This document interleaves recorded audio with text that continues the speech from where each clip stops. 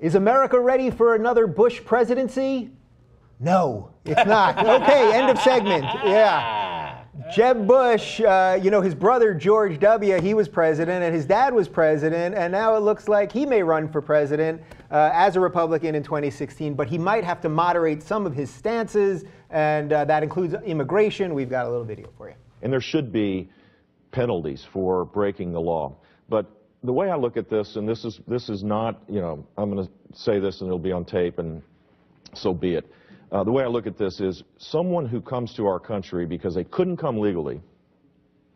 They come to our country because their families, you know, a dad who loved their children was worried that their children didn't have food on the table. And they, you know, wanted to make sure their family was intact. And they crossed the border because they had no other means to work to be able to provide for their family. Yes, they broke the law, but it's not a felony. It's kind of the, it's an act of love. It's an act of commitment to your family. It's an act of love. This guy, these Bushes, when you think Bush, do you think love? Am I right? It's a lot of love with these Bushes. Jimmy? You know, it might not be a felony to come in illegally, but it certainly is a mortal sin in the Republican Party to point that out. And he certainly is going to get Did you see how nervous he was, even saying anything pro-immigration? He's like, okay, I'm going to say something consistent with my Christian faith, so watch out, here it comes. I'm going to say something that might sound like Jesus was talking, so this is going to really fuck me up in the Republican primary. Yeah, now George W. Bush, he used to describe himself as a compassionate conservative. His brother, now this is an act of love conservative. Well, what could be next? Well, compassionate conservative is when they give you a little headrest when they're torturing you, right? Isn't that what that is? It's enhanced. It's here's a little waterboarding is. Here's a little pillow. But as far as another Bush in the White House, I think Hillary's got a good shot. And that's a joke about pubic hair. Got it.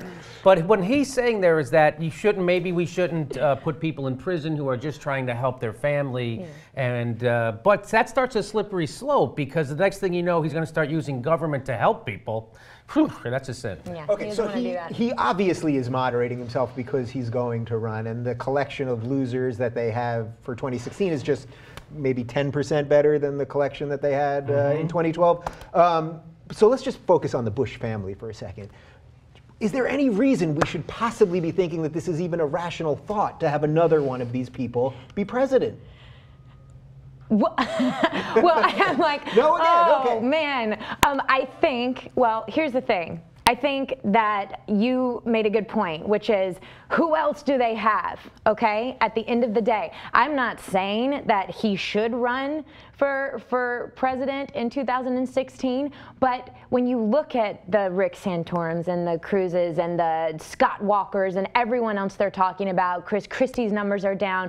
I mean, who else do they have? I think that the Republicans would run a Bush. I think that they would, only because who else? They might say like, well, for, you know, shits and giggles, hey, who else is there to run against a Clinton than a Bush? You know, I'm not saying it's the smartest thing, but I could see them thinking that way. I totally agree with you. And is that part of it? Is that the media and sort of every one of us that's a talking head or whatever it is that we are, that the idea of a Bush-Clinton go around would be so juicy and exciting.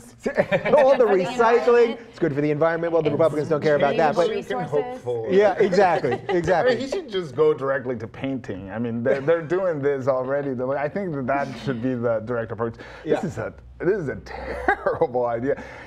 Weren't we talking that he was this less smart one of the Bushes? That's what they used to say. Imagine that. I mean, if that's the case, and that's who's, you know. Well, he wears glasses, so now they think he's a little brighter. What do you think about George W. Bush? Because we haven't heard much about him, and I think people are starting to like him a little bit more, and maybe that's playing into this, that he hasn't been attacking Obama. He's a painter now. I think it's the painting. It's the painting? Has it really softened him? We always think different things when they leave office. Of all the war criminal painters, he's my favorite. I gotta tell you, Hitler was right up there with Hitler.